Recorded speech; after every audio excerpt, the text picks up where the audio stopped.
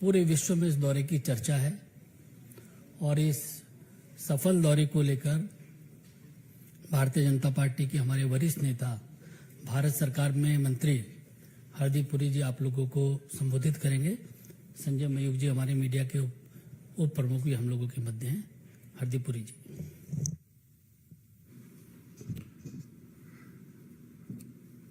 अनिल जी बहुत बहुत धन्यवाद। संजय जी, भारतीय जनता पार्टी का एक कार्यकर्ता अपनी एनालिसिस इस लैंडमार्क विजिट की आपके साथ शेयर करना चाहता है। देखिए, मैं कॉन्फिडेंस से कह सकता हूं कि जो मेरा फॉरेन पॉलिसी और इंटरनेशनल रिलेशंस में पर्सनल एक्सपीरियंस है। 39 इयर्स मैं फॉरेन सर्विस में रहा, 14 साल मैं एम्बेसडर रहा, उसके बाद 6 साल मैं रिटायरमेंट के बाद संयुक्त राष्ट्र के साथ संबंधित कार्यों में जुड़ा रहा। मेरी प्रोफेशनल एक्सपीरियंस में अगर मैं पूरा इतिहास देखूं, जब से मैंने होश संभाली है एज ए प्रोफेशनल 1974-75 से लेके, इससे सिग्निफिकेंट लैंडमार्क विजिट कम ही होंगे और इतने सिग्निफिकेंट भी होंगे। इससे ज्यादा तो बहुत मुझे जब आप इंटरनेशनल रिलेशंस की हिस्ट्री लिखते हैं तो कहते हैं किसी एक सेक्रेटरी ऑफ स्टेट किसी देश में गया, वो देश बंद था, उसकी ओपनिंग हो गई। मैं बता रहा हूं जैसे किसिंजर विजिट टू चाइना, पर उसका क्या रिजल्ट हुआ। भाई जरा फोन अपनी जरा बंद कर लें एक मिनट। मैं ये क्यों कह रहा हूं,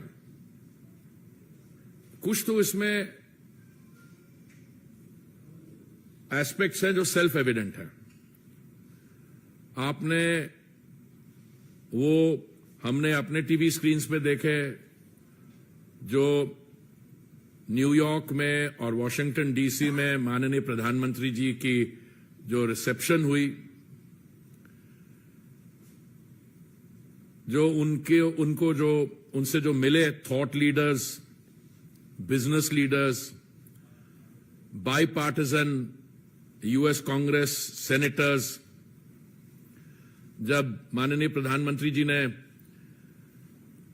joint session of the Congress को एड्रेस किया, तो प्रिजाइडिंग ऑफिसर, हाउस स्पीकर से लेके सबने लाइन अप करके और माननीय प्रधानमंत्री जी का ऑटोग्राफ रिक्वेस्ट की। Now that is both a testament to his stature as a global leader, world leader, but it is more than that. पहले तो मैं कुछ बेसिक फैक्ट्स आपको अपने साथ शेयर कर लूं।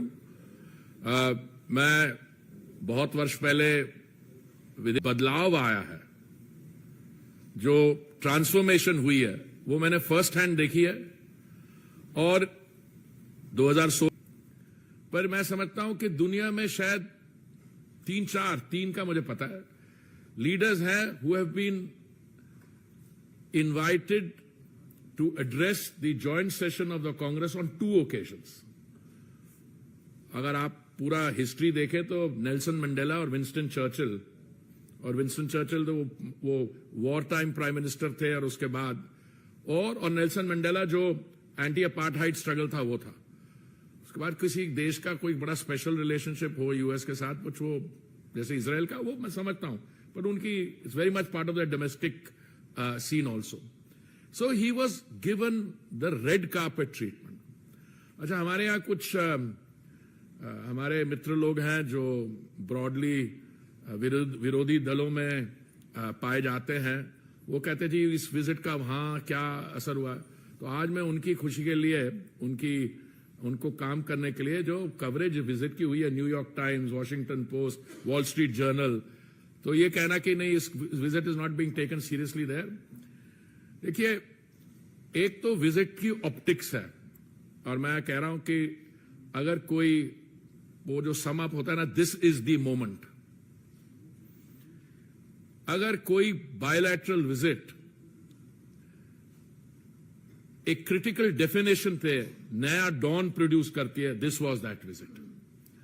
और जब राष्ट्रपति बाइडेन ने माननीय प्रधानमंत्री जी को एक लाल रंग की टी शर्ट प्रेजेंट की, AI is the future. Now AI is artificial intelligence. वहां लिखा AI is the future, America, India is the future. इसलिए मैं ऑप्टिक्स पे आप लोगों के सवाल होंगे, मैं आऊंगा, और जो लैंडमार्क विजिट हुई पर मैं आज आपका धन्यवाद देना चाहता हूं, क्योंकि कुछ ऐसे विजिट के सब्सटैंटिव अचीवमेंट्स हैं, आउटकम्स हैं, मैं समझता हूं उन पे शायद अभी फोकस होना शुरू नहीं हुआ, और these are embodied in the joint statement, और जॉइंट स्टेटमेंट शायद 58 पैराग्राफ की है, पता नहीं आप में से कितना लगे। मैं उसमें से 5-6 जो रियली सब्सटैंटिव मेरे हिसाब से आउटकम्स हैं वो मैं आपके साथ शेयर करना चाहता हूं। Inauguration of ISET, initiative on critical and emerging technologies, जो हुई है जनवरी 23 as a major milestone in US India relations.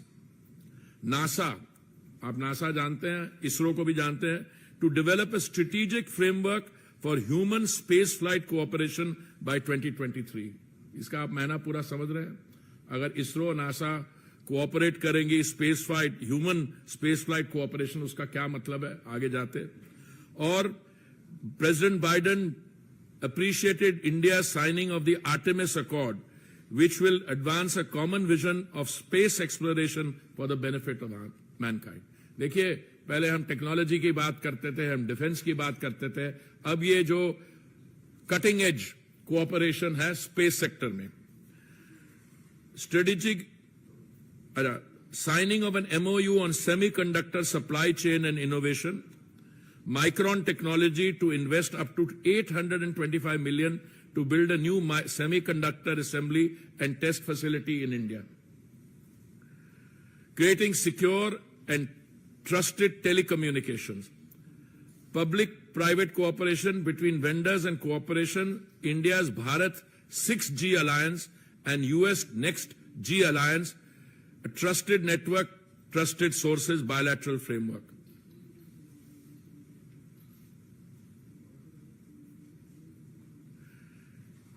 Indo-US Quantum Coordination Mechanism. अभी हाल में आपने देखा था जो कैबिनेट के डिसीजन हुए हैं हमारे यहां, और launch of a $2 million grant program under the US-India Science and Technology Endowment Fund for the joint development and commercialization of artificial intelligence and quantum technologies. 35 innovative joint research collaboration in emerging technologies. US supports India's leadership as chair of the Global Partnership on Artificial Intelligence, applauded Google's intent to continue investing through its $10 billion India Digitization Fund. $140 million in-kind contribution from the Indian Department of Atomic Energy to the US Department of Energy's Fermi National Laboratory. अब आइए आप defence partnership पे, Defense Industrial Cooperation Roadmap, concluding a security supply arrangement and initiate discussions about reciprocal defense procurement agreement. और जो एक मैं समझता हूं बहुत ही महत्वपूर्ण इसमें MOU साइन हुआ है जनरल इलेक्ट्रिक और हिंदुस्तान एरोनॉटिक्स के बीच, जिसमें GE के F414 जेट इंजन्स का भारत में manufacture for the light combat aircraft Mark II, और आप जॉइंट स्टेटमेंट में पढ़े वहां पे it is to enable tech transfer as well. India's emergence as a hub for maintenance and repair for forward deployed US Navy assets. Launch of US-India Defense Acceleration Ecosystem, or India plans to procure General Atomics MQ-9B HALE UAVs. अब आइए clean energy पे, US-India Climate and Clean Energy Agenda 2030 Partnership and Strategic Clean Energy Partnership. India's decision to co-lead the multilateral hydrogen breakthrough agenda, decarbonizing the transport sector, और मेरे मंत्रालय से एक जुड़ी हुई है ग्लोबल बायोफ्यूल्स अलायंस, जो हम अपनी G20 की अध्यक्षता में फ्लोट कर रहे हैं जुलाई में, इसमें यूएस और इंडिया लीड ले रहे हैं। अच्छा, एक और, अभी आप सब सुनते हैं कि ग्रीन एनर्जी की हम बात करते हैं, अगली जनरेशन की सारी ऑटोमोबाइल्स की रोल आउट इलेक्ट्रिक व्हीकल्स की है। तो एक बड़ी important, US welcomes India as the newest partner in the minerals security partnership. Then nuclear energy in global decarbonisation, lifestyle in environment life initiative हमारे प्रधानमंत्री का। तो मैंने कुछ इसलिए हाईलाइट की है बिकॉज मैं आपसे ये शेयर करना चाहता हूं। एक विजिट होती है, वो अपने आप में लैंडमार्क विजिट है, उसकी सिग्निफिकेंस, उसकी मैसेजिंग जो है बिल्कुल क्लियर है।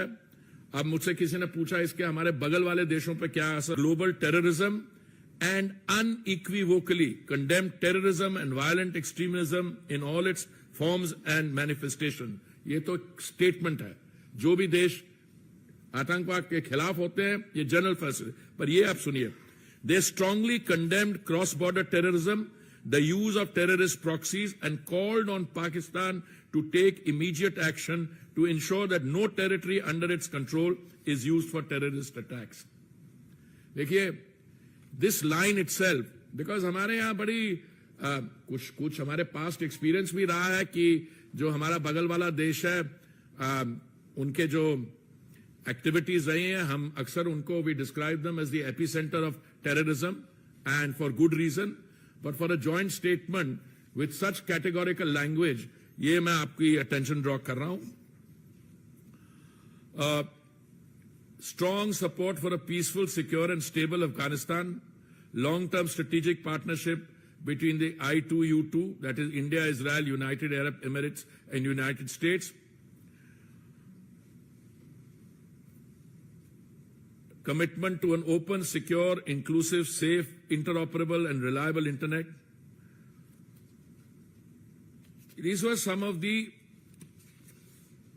landmark decisions taken. In decisions, in agreements को prepare करने के लिए बहुत मेहनत हुई है। The concerned ministries led by the Ministry of External Affairs पे काम किया, इनकी implementation पे equally बहुत काम होगा। और उससे ये visit marks the culmination of that preparatory process, upgradation of the relationship, और उसके बाद where is this relationship going? अब मैंने जो भी कमेंट्रीज पढ़ी हैं, सिर्फ हमारे यहाँ नहीं, हमारे जो 7 लोग जिनकी थिंकिंग हमारे जैसी है, पर मैंने बाहर के जो कमेंटेटर्स हैं, थिंक टैंक्स हैं, उन्होंने कहा कि the India US bilateral relationship will be a defining relationship for the 21st century. इसका इम्पैक्ट सब रीजनली और ग्लोबल जियोपॉलिटिक्स में होगा। और ये रिलेशनशिप, जैसे प्रधानमंत्री जी बता रहे थे, देखिए हम टेक्नोलॉजी पे इन्वेस्ट करते हैं, उस टेक्नोलॉजी पे जो उसका जो आउटकम होगा, उसके लिए markets, 2 large markets, United states today is what, a 23-24 trillion dollar economy. जब माननीय प्रधानमंत्री जी पिछली बार वहां गए थे, तो हम दुनिया भर में, विश्व भर में 6ठे स्थान पे थे अर्थव्यवस्था, 10वें स्थान पे थे। आज हम 5वें स्थान पे है, and we are on the road to becoming the 3rd largest economy. इस समय हमारा बायलैटरल ट्रेड 191 बिलियन है, ये 2014 से डबल हुआ है। और मुझे ये सारे जो एग्रीमेंट्स हो रहे हैं और जो उनके यहां से यहां इन्वेस्टमेंट हो रही है, इंडिया से जो वहां इन्वेस्टमेंट हो रही है, देखिए मैं आपको 1-2 उदाहरण देता हूं। एयर इंडिया की प्राइवेटाइजेशन के बाद हमारे सिविल एविएशन सेक्टर को एक बहुत बड़ा बूस्ट मिला है। एयर इंडिया ने 500 हवाई जहाज, different configurations, wide bodied 320 etcetera order किए। और उसके साथ आप देखिए employment spin off United states में कितना हुआ है। एयर इंडिया ने ऑर्डर किए, अभी हाल में एक और प्राइवेट एयरलाइन ने, इंडिगो ने ऑर्डर किए। तो दुनिया भर में अगर आप सिचुएशन देखिए, India is not only a bright spot, A fastest growing economy, but the employment opportunity that the Indian growth story is generating not only for the United States but for Europe. Airbus is a European conglomerate. All this is happening and contributing to global growth. हमारे बीच में bilaterally trade disagreements रहे हैं. A very welcome feature of this is कि हमारे जो 6 trade dispute ongoing हैं, उनको हमने तय कर लिया कि इनको हम आपस में bilaterally resolve कर देंगे outside the World Trade Organization processes.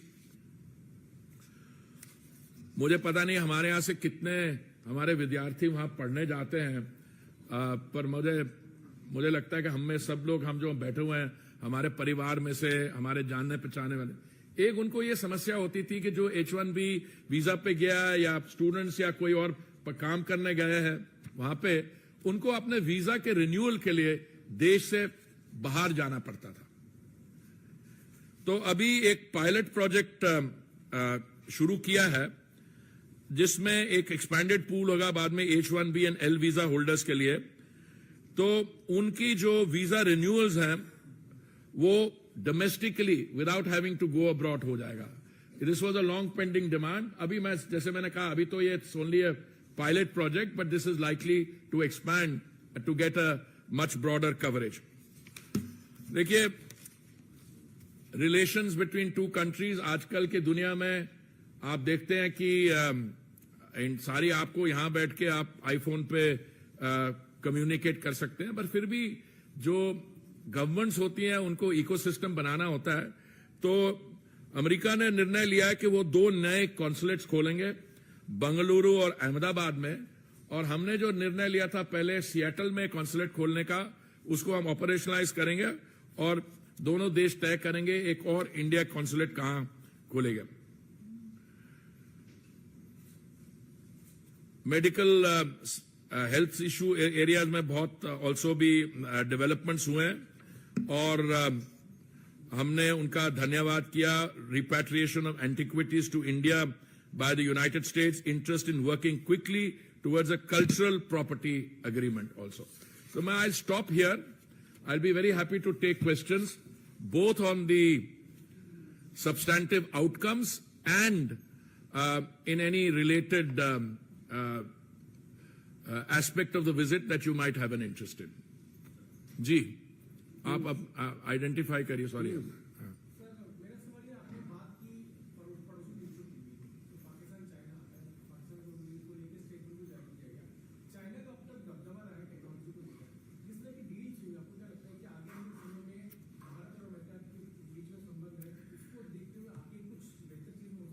देखिए, बहुत कुछ हो सकता है. पहली बात तो है कि इस विजिट से पहले भी कुछ ऐसी प्रोसेसेस थी independent of the India relationship, जहां पे कुछ हाई टेक्नोलॉजी सेक्टर्स में US entities were beginning to reconsider their position in terms of commitment to production in China. I am personally aware of many companies which decided to relocate their manufacturing facilities from the mainland People's Republic of China to other places. So as a result, many industries shifted out of China. Those are independent processes. देखिए, India और US quite independent of what happens in China. आप देखिए कि जो हमारा human resource है, आपके लोग जो यूएस टेक इंडस्ट्री में ऑलरेडी काम कर रहे हैं, जो सीईओज हैं. अब मैं आपको बताता हूं, मैं इसमें अपनी लिस्टिंग में नहीं की, गूगल और अमेजॉन दोनों $10 बिलियन और $15 बिलियन की इन्वेस्टमेंट इंडिया में की बात कर रहे हैं. अब वो जो इन्वेस्टमेंट होगी वो इंडिया में सिर्फ इन्वेस्टमेंट नहीं होगी, वो इन्वेस्टमेंट ग्लोबल गुड के लिए होगी और ग्लोबल इकोनॉमी के लिए होगी. अब जैसे एयर इंडिया ऑर्डर प्लेस करता है 500 एयरक्राफ्ट के लिए, बोइंग उसी समय अनाउंस करता है कि $100 मिलियन वो इन्वेस्ट करेंगे इंडिया में पायलट्स की ट्रेनिंग के लिए. तो ये सारी चीजें दे प्रोसीड साइमल्टेनियसली. अब जैसे सिस्को है, इट्स अ मेजर कंपनी, जब उनके सीईओ कहते हैं कि ये हमारे एक्सपेंशन प्लान्स हैं, that expansion plans not only affect and benefit the Indian economy, they benefit a lot of other processes तो सिर्फ ग्लोबल जो MNCs हैं, देखिए अभी आप देख के चलिए दुनिया भर में अगर you do have a listing of all the major MNCs, the American MNCs are the they get the top listing. Indian companies also. अब जैसे ग्रीन हाइड्रोजन में वहां पे एक बड़ा एक उनका प्रोग्राम है टू इनकरेज ग्रीन हाइड्रोजन. हमारी कंपनीज भी इन्वेस्ट कर रही हैं वहां पे जाके. They want to take advantage of that. But if green hydrogen becomes, as is expected to, the fuel of the future, so this will benefit not only India and the United States, it will also benefit the transition from fossil fuel energy to pure green energy. Sir, Mohit Bhatt. Sir, Mohit from Times Council, we know that now it's having a very successful visit of the Prime Minister to US, and now he's going to Egypt. So there he'll be meeting the top leadership over there. He'll be also meeting Grand Mufti over there, sir. Now back in India, or when Rahul Gandhi goes out, he talks about Muslim unsafe in India. But when Prime Minister goes out, he will be given a red carpet welcome by the Grand Mufti of Egypt, sir. How do you see this? No, I see it very positively. Whether Mr. Gandhi is able to comprehend the importance of the Egypt visit, I don't know. But let me share with you something. India and Egypt have so much in terms of our past, in terms of the potential for further enhancement. I will just go back as ancient civilizations. I want to start there. We have our Indus Valley civilization. You have the, Egyptian, Mesopotamian civilization. You have the other links. Then you fast forward in history. You come to the post Second World War era, the decolonization. You have the era of Nehru, Nasser, and Tito. Okay? Then you come even forward. Egypt is a country which has been very active on the diplomatic front in the world. It has also a country with, major contribution to global processes. And I think somewhere, as we look back, prior to the Egyptian presidents coming here, there was a certain, I wouldn't use the word neglect, but that momentum was there. Now with the Honorable Prime Ministers going to Egypt and the not only the Grand Mufti is welcome, but overall, I mean, I see a very positive impact not only in terms of India, but also the other countries in the region. And I think we have we've already got excellent relations with countries in the Gulf, very strong relations. There are relations in energy and other things. So I think in the overall conduct of our diplomacy and outreach, the Egyptian leg of the Prime Minister's visit, his 2-day visit there, I'm sure, I mean, he's, I think, scheduled to land at around 1500 hours our time. It will be another very significant outreach visit, and I'm sure that all of you will be monitoring the evolution of that visit literally minute to minute, as you did in the case of the US leg. एक second ब्रह्म प्रसाद, ये Republic थी. Sir Ganesh Patil Republic से Russia और China America जो तीनों बड़े देश हैं अपनी समस्याओं से घिरे हैं. इस दौरान प्रधानमंत्री के रोल को किस तरीके से देखते हैं? किसको? प्रधानमंत्री नरेंद्र मोदी के रोल को किस तरीके से देखते हैं? देखिए ऐसा है, आपने जो अमेरिका के बारे कहा, चीन के बारे कहा, वो कहा, प्रधानमंत्री जी उन लीडर्स में से है. पहले तो उनकी पॉपुलैरिटी रेटिंग देख लीजिए. मैंने उस दिन एक असेसमेंट देखी, वहां आपकी लीडिंग रेटिंग 70s में है. बाकी जो लोग आते हैं there somewhere else. But his personal relationship with world leaders और उनकी जो the value of his voice and his statements, the impact of that. मैं आपको एक चीज बताना चाहता हूं. जैसे यूक्रेन के में जो आपने क्योंकि रूस का नाम लिया, India has been totally consistent from the day go. हमारी पोजीशन ये रही है, this is not a time for war. We should use diplomatic means of persuasion. We should have deescalation. और वही मैसेज माननीय प्रधानमंत्री जी ने in the joint address to both houses of parliament दिया, और बाकी इंटरैक्शन में भी. और मैं समझता हूं कि प्रधानमंत्री जी के बात रूस में और यूक्रेन में और बाकी जगह सुनी जाएगी. And when the time come, you see all these processes are not one can't say ki when the time comes, but the Indian, by the Prime Minister Modi personally, will have a role to play in not only advising caution as he's been doing all along, but helping resolve these issues. Amod Rai sir कल वहाँ US में जो अंतर्राष्ट्रीय singer हैं Mary विलमन, उन्होंने पैर छुआ प्रधानमंत्री का। तो जो पीपल टू पीपल कंटेक्ट है, जो वहाँ के आम लोग हैं, उनमें भी प्रधानमंत्री को लेकर इस तरह का एक श्रद्धा, इसको कैसे?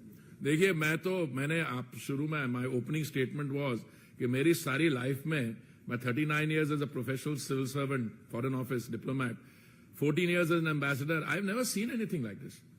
और मैं आपको I want to break it down. देखिए, हमारे यहाँ पहले भी प्रधानमंत्री रहे हैं जिन्होंने अपने योग किया, in the confines of their room. But एक ऐसे लीडर हैं जो संयुक्त राष्ट्र में एक रेजोल्यूशन लेके जाते हैं। वो रेजोल्यूशन जो है 180 के कितने कंट्रीज को स्पॉन्सर करती हैं। फिर ऑन द संयुक्त राष्ट्र की जनरल असेंबली के लॉन्स में जो योगा हुआ, उसका पीपल टू पीपल इंपैक्ट हम समझ रहे हैं। Is not just India US, 135 देशों के रिप्रेजेंटेटिव्स ने उस दिन इस कार्यक्रम में भाग लिया और उन्होंने अपनी जो मैसेजेस सब जगह भेजा। मैं ब्राजील में रह चुका हूं, वहां पे मुझे पता है how popular yoga is there. But जो अभी हुआ है, this is what I call people to people, और इससे ज्यादा पावरफुल मैसेज क्या हो सकता है। दूसरा, आपने एक रेजोल्यूशन लाया जनरल असेंबली में कि 2023 should be the year of the millet, और जब माननीय प्रधानमंत्री जी का जो स्टेट डिनर है उसमें एक शाही मिलेट मील उनको सर्व करता है, वो नहीं है कि वहां पे क्या हुआ। जो मैसेज जाता है न्यूयॉर्क की क्यूलिनरी इंडस्ट्री को, वो मिशेलिन के स्टार गाइड्स हैं, वो शेफ्स हैं, they will start incorporating it into their this thing.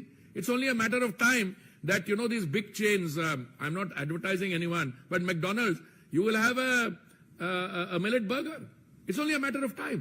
दूसरा, मैं आपको एक और चीज बताता हूं. I'll come to Mary Miliband in a minute because that is really, I was so moved with her rendition of the national anthem, Jana Gana Mana. पर उससे पहले जो संयुक्त राष्ट्र की जनरल असेंबली में जो लॉन्स में जो योगा लीड कर रही थी अमेरिकन महिला, उसका powerful message, she was a properly world class yoga instructor. आपने वो जो फर्स्ट लेडी को गिफ्ट दिया 7.5 कैरेट का, how much of thinking has gone into that. 7.5 75 years of India's independence. Green, not green because उसका texture कोई उसमें green tinge है, बिकॉज वो इको फ्रेंडली है.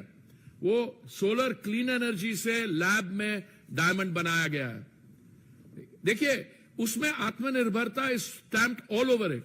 Yoga again is a very strong expression of the Indian, क्या कहेंगे, civilisational, हमारा health, body, mental, ये सारे जो हमारा वेलबींग सिस्टम है, योगा रिप्रेजेंट्स दैट.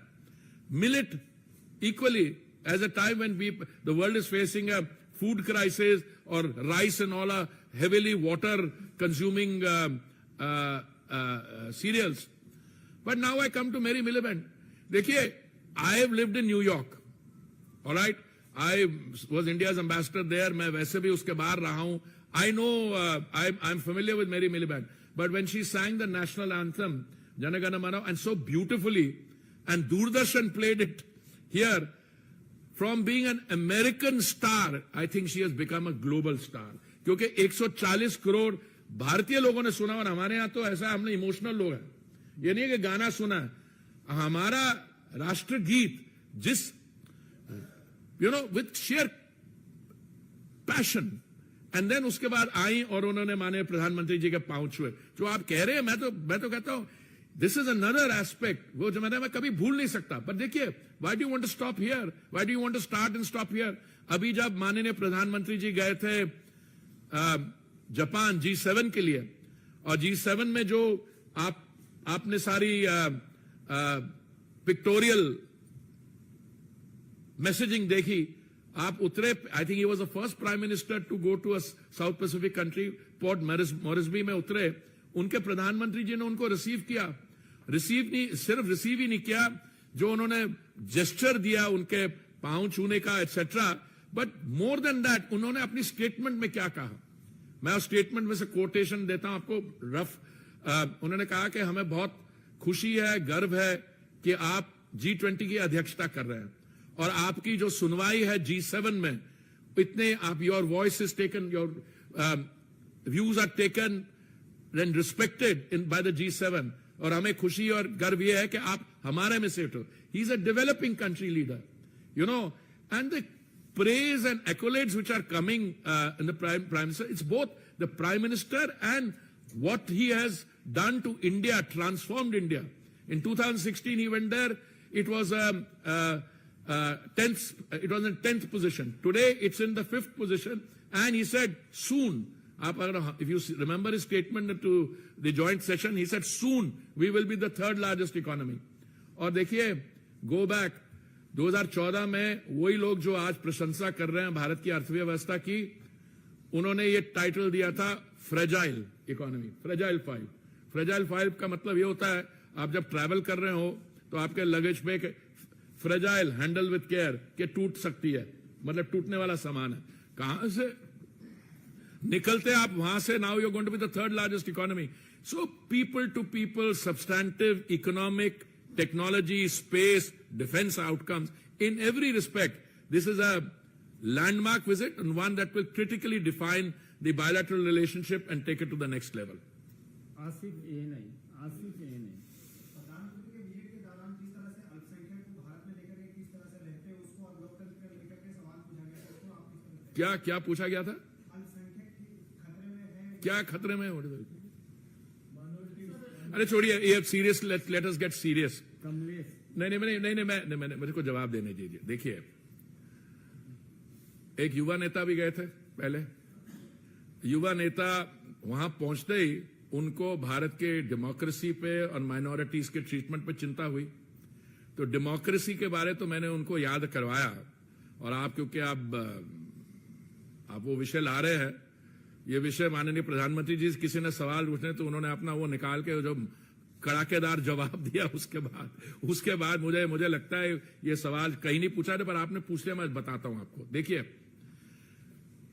भारत के इतिहास में हमारे यहां लोकतंत्र ये 1947 की नहीं है, हमारे यहां वैशाली में रिपब्लिक्स हुआ करती थी। सो हम सिर्फ लार्जेस्ट डेमोक्रेसी, ओल्डेस्ट नहीं है, we are the mother of democracy, point 1। Point 2, हमारे इतिहास में एक ही ओकेजन है जब democracy was sought to be derailed, sought to be, वो भी नहीं कर पाए। वो था जब माननीय युवा नेता की ग्रैंडमदर ने सिविल लिबर्टीज को कर्टेल किया और जून 1975 में उन्होंने इमरजेंसी लाए। उसके बाद देखिए क्या हुआ। दूसरा, माइनॉरिटीज की बात है, जब नेताजी 13 साल के थे उस समय आसाम में नेली में एक मैसेकर हुआ था, 2000 लोगों की कत्लेआम 2000। जब उनकी 14 साल आयु थी तो मेरी कम्युनिटी के 3000 लोग मारे गए थे। तो ऐसे है, हमारे वेस्टेड इंटरेस्ट तो होंगे डोमेस्टिकली, बाहर कोई किसी की बात कर देगा, अच्छा साहब बहुत बढ़िया चल रहा है, पहले का नहीं, कोई देख नहीं रहा, नहीं साहब वो किसी ने चिट्ठी लिखी है। वो एक महिला है जिन्होंने चिट्ठी लिखी थी, माननीय प्रधानमंत्री जी जब बोल रहे थे, when he was addressing the joint session, मैंने गिना नहीं, किसी ने बोला 17 बार स्टैंडिंग ओवेशन मिली, 17 बार। और ये महिला जो उनका नाम जोड़ा जाता है, each time she was standing and uploading. वो मेरे को हमारे किसी साथी ने हमें को वो विजुअल्स भेजे हैं, और कोई 75 बार अपलॉज मिली है। तो हम किसकी बात कर रहे हैं? कौन सी माइनॉरिटीज की? मैं माइनॉरिटीज का हूं और मुझे मालूम है। आप क्या बात कर रहे हैं? आपकी सो माइनॉरिटीज हैं, दे हैव मेरे हिसाब से नॉट ओनली इक्वल अपॉर्चुनिटी, माननीय प्रधानमंत्री जी ने बहुत ब्यूटिफुली कहा इन द जॉइंट एड्रेस, हमारी सारी जो योजनाएं हैं विदाउट कास्ट, जेंडर और रिलीजियस कंसिडरेशन। मैं कई ऐसे कार्यक्रमों में मैंने भाग लिया है, एक है आयुष्मान भारत का, एक पर्टिकुलर कार्यक्रम है, 95% जो लाभार्थी थे उस दिन वो एक माइनॉरिटी कम्युनिटी के थे और मेरी कम्युनिटी के नहीं, एक और के। So I think that answers your question. एक सेकंड ब्रह्म प्रकाश जी, कमलेश जी, भारत एक्सप्रेस। सर, लोगों का कंसर्न है कि रसिया हमारा शेयर होल्डर फ्रेंड है। इस डील के बाद जहां डिपेंडेंसी 65% तक रसिया पे थी, क्या जी? रसिया पे डिपेंडेंसी थी हमारी, मतलब निर्भरता थी। इस डील के बाद हम लोग कहीं न कहीं अमेरिका की तरफ झुकते जाएंगे और जो रूस के नहीं, जो संबंध घटा जाएगा। देखिए, मैं आपको एक चीज बताऊं, ये बिल्कुल आप किसी को इस पर चिंता नहीं करनी चाहिए। इस समय 50% हमारी जो गैस है वो इंपोर्ट होती है, हमारी डोमेस्टिक प्रोडक्शन बढ़ती जा रही है हर साल। जहां तक कच्चा तेल जिसकी बात कर रहे हैं, अभी भी हमारी काफी इंपोर्ट डिपेंडेंस है। पहले हम 27 देशों से करते थे, आज हम 39 देशों से करते हैं। हम रूस से भी हमारे इंपोर्ट्स बढ़ गए हैं, इराक से भी बढ़ गए, अमेरिका से बढ़ गए। हम एनर्जी $20 बिलियन के अमेरिका से ले रहे हैं। देखिए, एनर्जी सोर्सिंग और ये प्रोसेसेस में मुझे लगता है कोई ज्यादा प्रॉब्लम नहीं है। क्यों, मैं आपको समझाता। अगर भारत उस समय रशिया से अपने इंपोर्ट्स नहीं बढ़ाता तो हमारी जो कंजम्पशन, हमारी 5 मिलियन बैरल रोज की कंजम्पशन है, तो हमें वो किसी और जगह से खरीदने पड़ते और दाम और बढ़ते। तो इसलिए जो भी जियोपॉलिटिकल सिचुएशन इवॉल्व करेगी, हम उसको नेविगेट करेंगे और देखेंगे कहां से खरीदना एक्सेट्रा। तो मुझे इस बारे कोई चिंता नहीं है। ब्रह्म प्रकाश सी न्यूज। मेरा सवाल ये है, जब देश के प्रधानमंत्री बाहर विदेश यात्रा पर है, कांग्रेस पार्टी की तरफ से प्रधानमंत्री की तस्वीरें ट्वीट की जा रही हैं, आपने देखा होगा, कमेंट किए जा रहे हैं। आज एक ट्वीट की गई कि मैं और मेरा टेलीफोन था, कल ट्वीट किया गया कि मुझे डिक्टेटरशिप से डर नहीं लगता, डेमोक्रेसी। तो लगता है आपको किस तरह प्रधानमंत्री पद का अपमान नहीं? नहीं, प्रधानमंत्री जी का क्या स्टेचर है और उनके पद का, उन्होंने उस पद को वो क्या कहां ले गए हैं, पर आपका क्या मतलब? मैं लाइटर वेन में पूछ रहा हूं, जिन लोगों की आप बात करेंगे, इनको अपनी फ्रस्ट्रेशन जो है इनकी, इसको नहीं एक्सप्रेस करना चाहिए। मैं तो कहता कही है, थोड़ी सी एंटरटेनमेंट वैल्यू होती है और ये लोग आपस में बैठने की भी कोशिश करते हैं। मेरा तो यही लगता है कि इनको जो कहना कह रहे हैं, उससे हमारी जो substantive outcome, Indian democracy, India position और बाकी भी इनके आपस में जो है, मुझे लगता है they will collapse under the weight of their own contradictions. Neeraj Pandey, ABP. Puri साहब, मेरा इसी से जुड़ा हुआ सवाल है कि जब रेड कार्पेट बिछाया जा रहा है अमेरिका में, प्रधानमंत्री नरेंद्र मोदी के लिए पूरी दुनिया वाहवाही कर रही है, उस समय कांग्रेस ने नीचे दिखाने का कोई मौका नहीं छोड़ती, इसे किसी को नहीं। वो सही बात है, वो मौका ढूंढते हैं, पर मौका क्या ढूंढते हैं? अब जैसे उनकी एक particularly Sriki, if I can use the word, एक आप ही के बिरादरी से उठी हुई हैं, वो अभी उनकी प्रवक्ता बन गई हैं। तो जो भी कहीं पढ़ लेती हैं कुछ, तो एकदम रिसर्च किए बगैर बोल देती हैं। वो जी इतनी स्ट्रांग स्टेटमेंट दी आपने चीन के खिलाफ, वो जो 1267 कमेटी की वो लिस्टिंग की बात थी, और फिर कहती है पर आपने चीन का नाम नहीं लिया। अरे मैडम, थोड़ा देख तो लो इंटरनल प्रोसेस, ये इंटरनल होता है, आप तो किसी का नाम भी नहीं ले सकते 1267 में। तो हमने जो मैसेज करना था कर दिया और लोगों को समझ भी आ गई, पर ये मैडम जो प्रवक्ता है उनको नहीं आई है। तो ये लोग कई चीजें कहेंगे। एक कल मैंने किसी से, मैं उस दिन रात को, ये आपका एक कार्यक्रम था, मैं उसको देख रहा था 3:45 बजे तक। एक कांग्रेस का प्रवक्ता था, जब visit was at its peak, जो ज्वाइंट सेशन था, उसने कहा था कि नहीं, this is not the time to criticise. उसको भी लगेगा ये इतनी बढ़िया विजिट हुआ, क्रिटिसाइज करोगे तो अपनी निंदा साथ में करवा लोगे। मैं कुछ और कहने वाला था। anyway. अंतिम प्रश्न है हिमांशु। सर, एक सवाल ये जानना चाहता हूँ कि जिस तरीके से प्रधानमंत्री के बाहर जाते हैं, वो बड़े-बड़े राष्ट्राध्यक्ष पैर पड़ते हैं, बहुत सम्मान मिलता है, बहुत जबरदस्त तरीके से बताया जा रहा है कि प्रधानमंत्री की जो छवि है पूरी दुनिया भर में बहुत अच्छी बनी है, वर्ल्ड लीडर। लेकिन भारत में ही कुछ लोग जो बोलते हैं प्रधानमंत्री की विजिट के बाद में कि प्रधानमंत्री के डीएनए में ही लोकतंत्र नहीं है। हिंदुस्तान के अंदर इतनी ज्यादा फेमिनिस्टता बह गई है कि लोग एक दूसरे पर शक करते हैं। देखिए लोग क्या कहते हैं, ये द वेरी फैक्ट। वो कहते हैं लोकतंत्र खतरे में है, वो ऐसी बेहुदा बात कर देते हैं। वे शोज के बहुत यहाँ पे फ्रीडम ऑफ स्पीच है। मैं तो कहीं और से आया हुआ, मेरे 40 साल कहीं और स्पेंड किए थे। सुबह से लेकर शाम तक कोई ना कोई बेवकूफी की बात कर जाएगा, ट्रोलिंग कर देगा। देखिए ये जो मोटिवेटेड क्रिटिसिज्म पीएम साहब की हो रही है, हम क्या कहते हैं, आपको लगता है कि हमसे कोई गलत काम हुआ है या आपको लगता है इसमें कोर्स करेक्शन की जरूरत है, आप करिए, और हम कर रहे हैं। पर जब प्रधानमंत्री जी ने वहां पे ज्वाइंट सेशन को ऑफ द कांग्रेस को बोला कि हम 40 मिलियन मतलब 4 करोड़ लोगों को प्रधानमंत्री आवास योजना का वो दिया, it is bigger than the population of Australia. फिर उन्होंने कहा हमने इतना ये किया, that is the bigger than the population of South America. तो that is the real thing, that is what India has done. अब कोई कह रहा है कि ये लोकतंत्र नहीं है, तो क्या है ये? नहीं मेरे को बताइए। आई मीन अगर यहाँ पे अच्छा ये लोग तो मतलब जो उनको सुबह उठते हैं उनको कुछ कहना है और फिर कोई ऐसी ऐसी बातें कर जाते हैं, तो then they discover that they got into a trap. बहुत बहुत धन्यवाद। धन्यवाद। कल किससे करवा रहे हैं आप?